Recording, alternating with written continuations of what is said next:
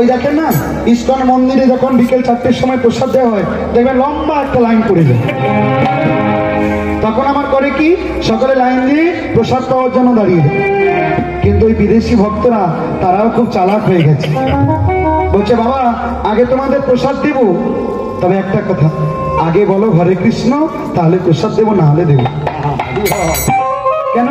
একবার যদি বদনে হরে কৃষ্ণ নামটা উচ্চারণ করিয়ে নেওয়া যায়, শাস্ত্রে বলেছেন এক কৃষ্ণ নামে মনেরই যত পাপ করে, পাপীর এত সাধ্য নাই সে তত পাপ করে, তত পাপ করে।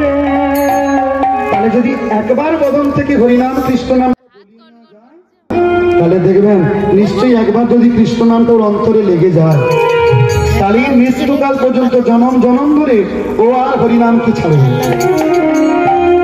যারা হরিনামকে একবার ধরেছে সেই ভূতে ছাড়ানো বাবা খুব কষ্ট হচ্ছে, আর যাদেরকে ধরেনি তারা খুব ভালো আছে, তারা দিব্যি ঘুমাচ্ছে। হরিবল, সেই গৌরসুন্দর প্রেমের ঠাকুর, করুণার সাগর, প্রেম সিন্ধু গোড়ার, ওই জন্য গৌরসুন্দরকে বলা হচ্ছে প্রেমের সাগর। সাগরে যেমনি করে কুল কিনারা দেখা যায় না, জলের কোনো অভাব নেই, গৌরসুন্দরের মধ্যে যে প্রেম আছে, যে ভালোবাসা আছে, সেটা হলো সাগরের মতো।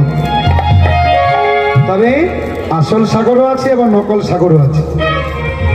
আসল সাগর কিরকম আর নকল সাগর কিরকম না, সেটা একজন পরীক্ষা করেছিল, একজন মহান মনীষী, যাকে আপনারা সকলেই চেনেন।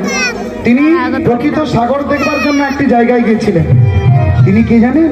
তিনি হলেন রামকৃষ্ণ পরমহংস। রামকৃষ্ণ পরমহংসদেব একদিন মনে মনে চিন্তা করেছিল আমি মসজিদে যাব। তিনি মসজিদে গিয়েছিলেন বাবা। আবার একদিন মনে মনে চিন্তা করেছিল আমি চার্চে যাব, অর্থাৎ যীশু খ্রিস্টের প্রার্থনা করবার জন্য। তিনি চার্চেও গিয়েছিলেন। কিন্তু বাবা মসজিদেও গেছেন, আবার যীশু খ্রিস্টের চার্চেও গেছেন। আচ্ছা বলুন, রামকৃষ্ণ পরমহংসদেব কি নিজ ধর্মকে তিনি পরিত্যাগ করেছে? নিজ ধর্মকে তিনি পরিত্যাগ করে চলে যান।